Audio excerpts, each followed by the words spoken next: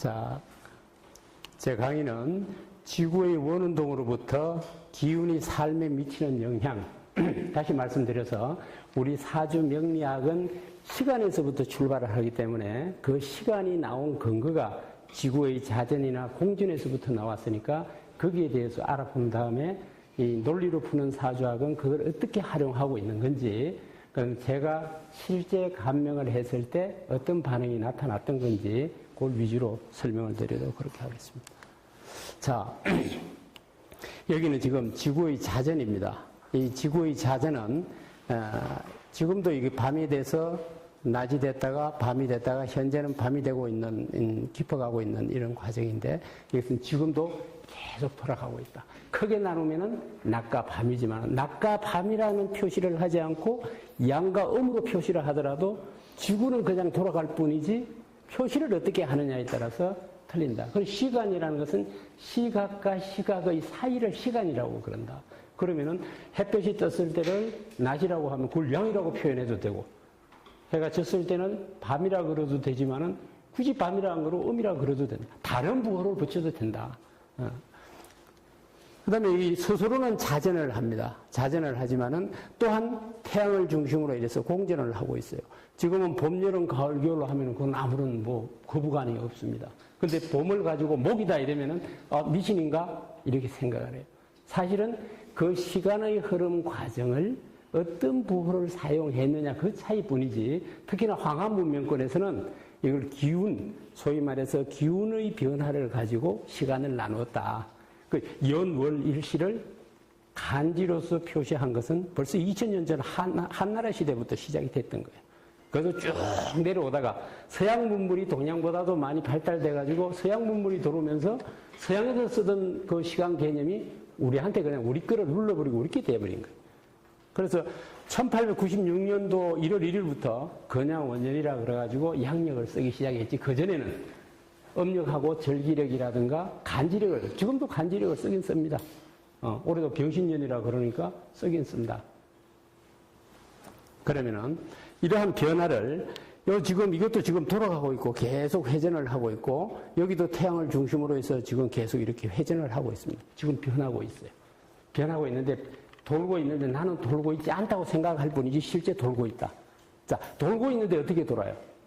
원운동을 해. 선생님이나 저나 지금 원운동을 하고 있어. 원운동을 하고 있다는 것은 뭐예요? 뭐가 반복이 되는구나. 이 반복되는 것은 규칙적으로 지금 반복이 된다. 그러면 규칙적으로 반복이 되기 때문에 규칙적으로 반복되는 미래가 예측이 가능한 부분이 나온다. 그럼 내일 아침이 온다는 것은 우리는 확실히 알기 때문에 아침이 됩니다 하는 건 100% 맞는 거예요. 근데 내일 아침에 뭘 먹을까 하는 그거는 몰라. 어쨌든 아침이 되는 거는 다 시간의 특성이 그런 거다. 이것이 이 지구가, 이 지구 위에서 우리가 살고 있고 이 지구가 자체적으로도 돌지만은 태양을 중심으로 해서 돌기 때문에 사실 엄격히 말하면은 완전한 원운동을 하는 건 아닙니다. 왜?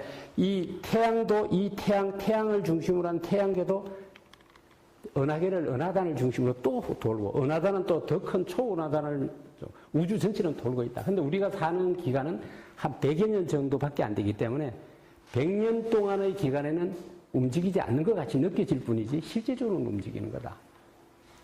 이거를 다른 표현으로 해서, 자, 이걸 이제 여름,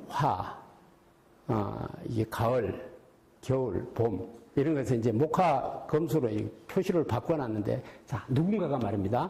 누군가가 이 양이 가장 강한 여름에 태어났다고 가정을 했을 때, 여름에 태어났습니다. 그럼 이 사람이 여름에 태어났기 때문에 이 목으로 살아갈 수는 없어요.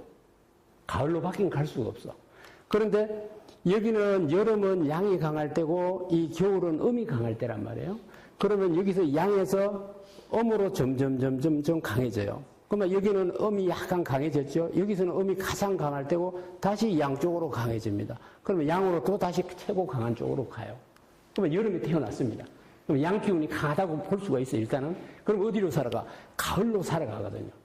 그러면 가을로 살아가면은 어때요? 음 기운이 점점 증가되는 쪽으로 간단 말이에요. 그러면 내가 양 기운이 강한 상태에서 음 기운이 강한 쪽으로 살아가니까 기의 분포가 어떻게 돼요? 서서히 균형을 이루는 쪽으로 간다. 기의 분포가 균형으로 이루어지는 가는 걸 딱 압축시켜서 말하면 기분 좋은 시기로 간다. 기의 분포가 좋다. 줄여서 기분 좋다. 그러면 어떤 일을 한다 그러면 기분 좋아지는 시기로 가니까 일이 하면 일이 성과가 잘 나타나겠죠. 그 다음에 이 금을 지나서 반드시 겨울을 지날 수밖에 없어요. 그건 겨울은 음이 강할 때예요. 내가 양의 기운이 강한 상태에서 음의 기운을 살아가는 동안에는 음양이 균형을 이루게 된다. 그러면 기의 분포가 균형을 이루었다. 줄여서 말하면 기분 좋다. 그러면 그때 일을 한다 그러면 기분 좋을 때 일을 하니까 일이 잘 된다. 내가 생각했던 것보다 훨씬 잘 된다. 그렇게 볼 수 있어요. 그 다음에 이게 이제 이 겨울을 지나서 어디로 갑니까? 이제 봄으로 가요. 그럼 봄은 양으로 강해지는 시기야, 이제. 음에서 양으로 점점 강해지는 시기다. 그럼 내가 양 기운을 많이 갖고 태어났는데 다시 양이 강한 쪽으로 흘러가니까 또 기의 분포가 불균형한 쪽으로 돼버리는 거예요. 그 기의 분포가 불균형하다는 이야기는 줄여서 기분 나쁘기 시작한다. 이제. 서서히 기분 나쁘기 시작한다. 그러면 기분이 나빠지면서 무슨 일을 하는데 기분 나쁜 시기에 하면은 성과가 잘 안 나타난다. 그러면은 다시 봄이 지나서 여름으로 왔어요. 봄이 지나서 다시 여름으로 왔어. 그 여름에는 내가 태어난 것이 양의 기운을 강한 상태에서 태어났는데 다시 또 양의 기운을 살아가. 그러면은 양의 기운만 잔뜩 갖고 있는 거예요. 그럼 기의 분포가 어때요? 한쪽으로 쏠렸어요. 전혀 균형을 이루지 않아. 그럼 딱 줄여서 말하면 제일 기분 나쁠 때다. 그럼 저때 하는 일은 안 된다. 그럼 똑같은 일을 하는데 일이 잘 풀어질 때가 있고 잘 안 될 때가 있다. 왜? 우리는 보이지 않는 기운의 영향으로 인해서 그런 현상이 일어난다. 그럼 누구는 공부를 한다고 가정을 했을 때 공부를 하면 성적이 쫙쫙 올라가요. 그럼 공부가 점점 재미있어. 그럼 나도 공부를 해요. 왜? 공부하면 성적이 점점 오르니까. 근데 그런 시기는 여기에서부터 수로 갈 때 이 시기가 되겠죠. 말하자면은. 근데 수에서 다시 목, 화로 갈 때는 기분이 안 좋은 시기로 간다고. 그때 이제 예를 들어서 그 시기에 공부를 한다 그러면은 공부해도 성적이 잘 안 오른다. 성적이 안 오르니까 공부할 의욕이 없는 거예요. 아무리 주위에서 공부할 여건을 갖춰놔도 하기 싫어.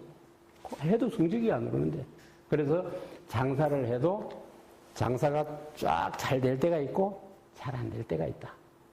누구는 치킨집을 해서 돈을 많이 벌었습니다. 이런데 치킨집을 해서 돈을 벌었다고 가정을 한다 그러면 누구나 치킨집을 하면 돈을 벌어야 되지만 그렇지는 않다.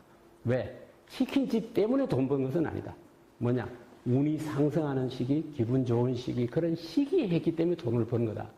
그래서 기분의 움직임을 우리가 느끼거나 보질 못해요. 나타나는 현상만 보여. 그러니까 우리는 계속 현상만 쫓아가서 하는 거야. 근데 이 현상은 절대 따라가서는 이루어지지 않는다. 그러면은 석한명리에서는 이 리듬을 가지고, 저도 이걸 박사 논문에 이걸로 썼는데, 이 리듬이 핵심이에요. 그러면은 지금 누군가가 여기에서 어디에서 태어나든 기의 분포가 똑같이 태어나지는 않는다. 어딘가에 불균형하게 태어났다.